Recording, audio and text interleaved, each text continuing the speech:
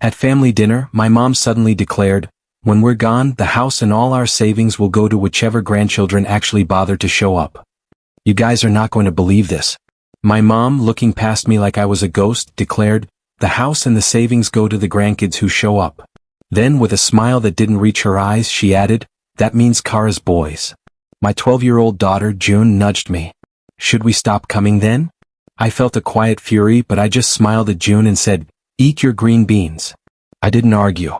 I didn't take the bait. What I did instead, months later in a lawyer's office with a screen showing one beneficiary, my invisible kid, well, let's just say that made my grandpa proud. My name's Malcolm. I'm 38. I fix engines for a living.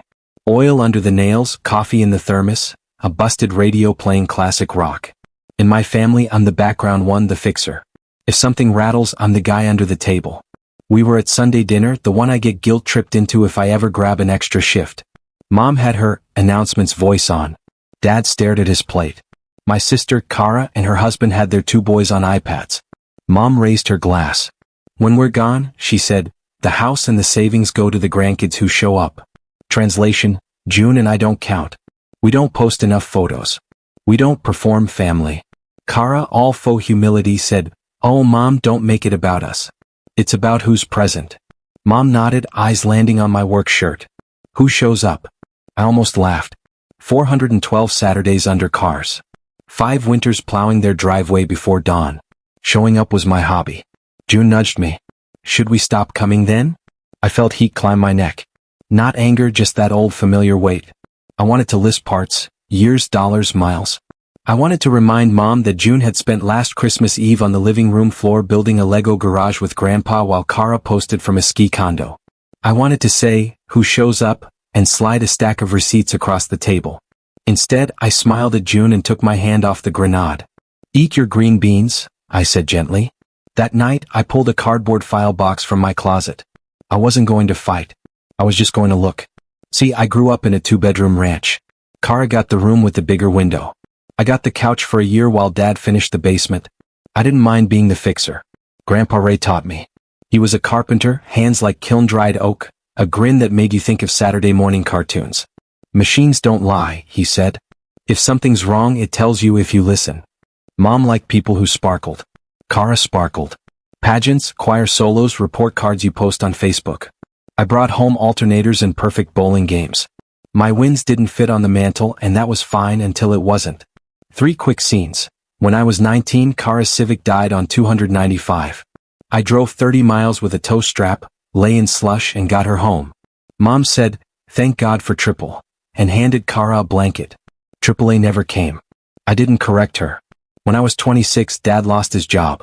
Mortgage got scary. I took 2 extra shifts and loaned them $850 a month for a year. Mom called it a family blessing. On Christmas, Kara opened an espresso machine. I got socks with little wrenches on them. When June was born, I texted a photo to the family chat. Kara heart reacted and launched into planning my daughter's baby registry. Mom sent 16 messages and a voice memo when Kara announced a puppy. I kept showing up because I believe family is what you do, not what you post. Then the house. Dad's back went out. Payments slipped. I could have said, "Sell," but the house was Grandpa Ray's. He built the front steps himself, carved his initials on the underside of the banister. Mom liked to say, "This house stays in the family." I liked that sentence. "Help us refinance?" Mom asked 5 years ago. "We'll put you on the deed. You'll save the house. We'll make it right." Numbers, $329,874.12. That's what the mortgage was after the refi closed. I know because I wrote it on a legal pad.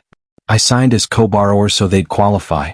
Brenda, the loan officer, said, "You're a good son." Mom squeezed my arm. 460 months, I paid $5,612 every 4 weeks. $1,886 mortgage draft, $726 taxes/insurance. I have the Zelle screenshots. I have the transfers. I even have the times I ran cash down to the bank when the AC hiccuped and the teller wrote, "Thank you, M," on the receipt. 5 years. Winter tires I skipped. A vacation June and I didn't take. "It will stay in the family," Mom repeated like a prayer. 2 summers ago, I fixed a leak in the upstairs bath. When I opened the vanity kick, I found a thick envelope wedged behind a trap. Not money. Old mail. The top letter was from the county, change of deed notification. The names on the window? Robert Whitaker, Mom and Dad, and Kara Emerson. Not mine. I stood in the tiny bathroom with a flashlight and the slow drip of a stubborn P-trap and read line after line until the letters squirmed. Gift deed, no consideration, record of transfer. I set the envelope on the toilet lid and stared at the tiny black mold spot I'd meant to scrub a year ago. I didn't say a word. That night, I put June to bed and sat at our table with that cardboard file box and started what I later called, in my head, the receipts. Bank statements. Zelle exports. Screenshots of Mom's texts. Can you cover this month, kiddo? We're tight. Kara's got the boys' tuition due. Emails from the loan officer. As discussed, Malcolm's name to be added to deed post-close via quitclaim. A calendar reminder I set for myself the week after closing. Notary. Add to deed. Mom rescheduled that notary 3 times. Then we'll do it next month. Your sister needs to get off work for signatures. It never happened. I printed everything. I made tabs. I labeled a flash drive. I took photos of the underside of the banister and Grandpa's initials and printed those too. It felt important. Something else bothered me.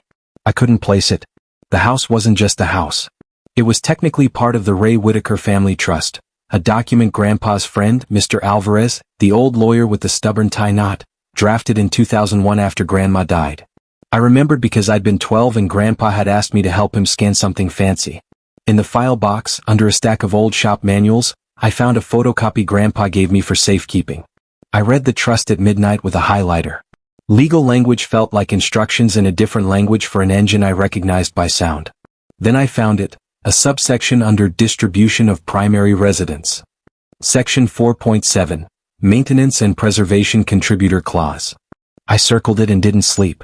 Subsection 4.7 said, in human words, that if any descendant by blood made material contributions for not less than 60 consecutive months to preserve the residence from foreclosure, that descendant had the power to appoint the remainder interest to his or her issue, or, failing that, to said descendant. It also said any later transfer or gift could not override the clause. I sat very still. I thought about Mom saying, the grandkids who show up. And I thought about June handing Grandpa Ray screws in order by length at the workbench when she was 5 because she liked the way he said, "That's my girl. She listens." Kara came by for photos on the porch at golden hour. June came by when the sump pump died. I didn't rush. I went quiet. The next months I added more to the file. A PDF of the refinance instructions Brenda emailed. Post-close, add Malcolm to title via quitclaim. I highlighted the sentence. A screenshot of Mom's message. Can you Venmo the insurance shortage? $726. Timestamped. I annotated it with a pencil like a lunatic on a crime show. A photo of Kara at the housewarming she threw herself when the boys graduated from preschool. The caption in the family chat, Home at Mom's. Where the memories are. My daughter is in the background holding a shop rag. Face smudged with graphite from the garage. No likes. I wasn't planning revenge. I was building a diagram. If it had a belt, I would have traced it. Then came Mom's announcement about grandkids who show up. I heard Grandpa's voice in my head. Machines don't lie. Neither do documents. It wasn't Christmas or a birthday. It was a Saturday family cleanup day. Mom's idea with a sign-up sheet. Kara texted like she was planning a charity gala. Bring gloves, she added. I brought a box. In the driveway, Dad adjusted his back brace and nodded at me without meeting my eyes. Kara set up a snack table. Store cookies, sparkling water, the good napkins. The boys dragged branches for 5 minutes, then vanished. June and I cleaned the gutters. I let the ladder bite into my shoulder. Focus helps. Around noon when Mom declared, let's break for lunch and talk about next steps, I wiped my hands and said one thing. In the voice I use at the shop when I'm about to tell someone their timing chain isn't just noisy, it's 2 hours from catastrophic. Mom smiled like she was already bored. Make it quick. Kara has practice pickup. I set the cardboard box on the picnic table. Labeled tabs. Paper stacks. A USB in a small zip bag. What's this? Kara asked, laughing like I'd brought show and tell. Receipts. Malcolm. Mom hissed. If this is about Thanksgiving, it's about the house, I said evenly. Dad's eyes flicked up. I don't yell. I build short sentences. Torque specs for 5 years, I said. I paid $329,874.12 in mortgage and shortages. That's 60 months, not missing one. Here are the transfers, drafts, and the times I covered the escrow itself. I slid a color-coded stack forward. Mom didn't take it. Kara glanced like paper gives her hives. I was told I'd be on the deed after the refi. Brenda's email says so. Your texts rescheduled the notary 3 times. Then I found this. I held up the county notice like a damaged gasket. Gift deed to Kara. That's not, Mom started. Legal, Kara said, arms folded, chin up. Parents can gift. It's our family. We agreed. I'd eventually, Dad said Kara's name in a warning voice I hadn't heard since I was a teenager. I didn't look at them. I opened the trust copy and slid out a clipped page. Section 4.7, I said.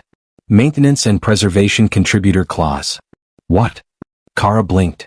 I read, careful and calm, the way Grandpa taught me to read torque values twice. I pointed to the line with my finger, then slid a printed screenshot from the scanned PDF I'd pulled off my old email. Grandpa's scan I'd helped with at 12. There was a pen hash in his handwriting in the margin. It felt like a hand on my shoulder. Any later transfer, I read, is void against this clause. Mom's smile collapsed like a bad souffle. Oh please, she said, that's ancient. Your grandfather put that in to feel important. Dad rubbed his jaw. The lawyer is still alive, I said. Mr. Alvarez. I called and asked if the trust was amended. It wasn't. He remembered Grandpa Ray using the phrase, the one who keeps the lights on. He also remembered this. I tapped another page. The appointee is allowed to appoint the remainder to his or her issue. What does that mean? Kara's voice sharpened. It means, I said, heart steady, I choose who gets the house after Mom and Dad's life estate ends. And because you executed a gift deed ignoring the clause, I retain that appointment. I filed an appointment with Mr. Alvarez this week. Who? Mom demanded. You. I looked at June. She looked at me like I just handed her a headlamp and said, You ready? No, I said to Mom. June? The air went quiet in the yard. You've lost it. Kara said brittle. You can't put a child on. Trust law allows a designation to a minor's UTMA trust with a custodian, I said. Clause 4.7 doesn't restrict appointment age. Mom looked at Dad. Robert. Dad kept staring at the paper. Malcolm. Mom said carefully, the way you talk to a customer you're trying to upsell. Be reasonable. The house belongs with the grandkids who show up. I asked. I didn't raise my voice. I turned to June, who unclogged the sump with me at 2 a.m. last March. She raised a hand, then dropped it, confused, then half smiled. Who helped Grandpa Ray sort screws by size at that workbench the year before he died? I asked, my voice softening. June whispered, me. This isn't about revenge, I said, turning back to Mom and Kara. This is about closure. Kara scoffed. You think you're some hero for keeping a roof on a house you also live in sometimes? Grow up. We have kids. They need stability. June's fingers found the hem of my jacket and held it. I've retained counsel, I said. There will be a letter. The gift deed is void against the clause. The remainder is appointed. Life goes on until it doesn't. That's it. I closed the box. I didn't slam it. I picked it up, nodded to Dad, and walked June to the truck. By the time we hit the first light, my phone started buzzing. Mom, Kara, unknown numbers. Group chat pings. 27 missed calls by the time we pulled into our driveway. I let the engine idle. The rattle in the passenger door hummed. The flood started before we took our boots off. Selfish. Mom wrote. You're ruining the family. You don't even understand what this does to the boys. Kara texted, then followed with 8 voice notes alternating between crying and pronouncing legal terms. One said, think of the kids, twice. Dad texted, call me. Uncle Paul, but think about your mother's health. Aunt Wendy, your sister has enough on her plate. She can't move again. A number I didn't recognize sent, you'll be sorry in court. We'll bury you. Then 5 minutes later, sorry, wrong text. Meant to send to Kara. Then a thumbs up. By the first night, 42 missed calls, 19 voicemails, 31 texts across 3 threads. By morning, 68, 26, plus 1 new group added me. I'm not dramatic. I didn't respond. I called the only number I wanted to call, Mr. Alvarez's office. He confirmed receipt of my signed appointment and the custodian designation for June's UTMA trust. All parties invited. Remote option available. I stared at the screen and thought of Mom's sentence about grandkids who show up. I thought of how showing up looks different when you stop trying to be seen. The conference room was plain. Long table, TV, speakerphone. Mr. Alvarez had his stubborn tie and cardigan. Mom and Dad on one side. Kara and her husband on video. Perfect lighting. June sat beside me. Braid neat. Hands in her hoodie. Alvarez clicked the remote. Trust on screen. Section 4.7. He said, Maintenance and Preservation Contributor Clause. Mom tried to cut in. He went on. Come. The contributor, Mr. Malcolm Whitaker, can appoint the remainder to his issue. He executed that last week. Click. My appointment to June's UTMA. Click.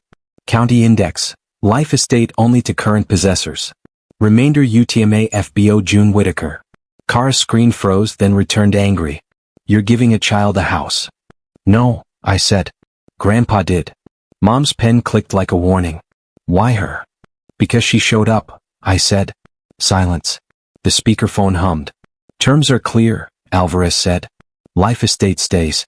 No removal, no rent, no sale without custodian consent. Major repairs by agreement. Your father anticipated this. He liked machines.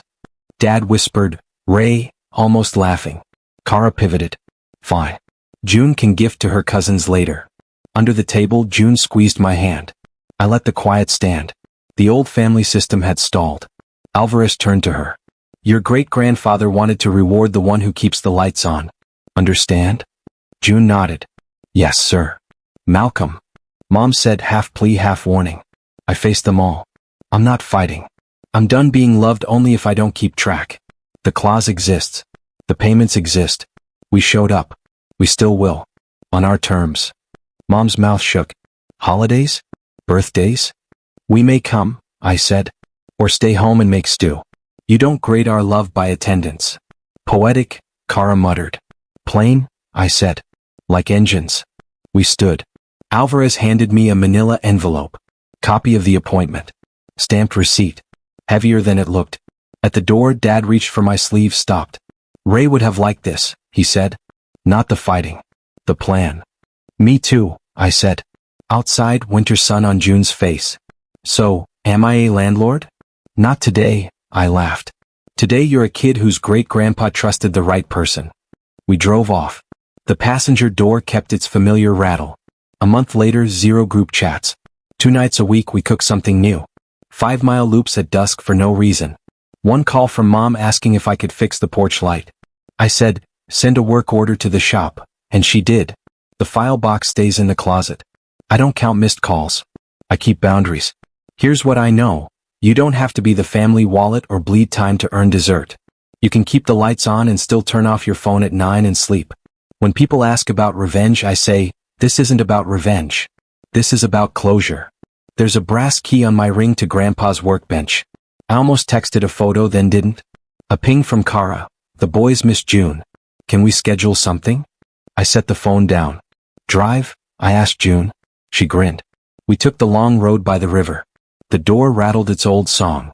At home, a voicemail waited. I made tea. I fixed nothing. Tomorrow we might sand the birdhouse. Maybe change the shop radio. Maybe finally tighten that door. Not because someone asked. Because I want to. So I listened to the machine. I found the clause. I didn't yell, I built. What would you have done when your family tried to erase you and your kid? Tell me your story in the comments below.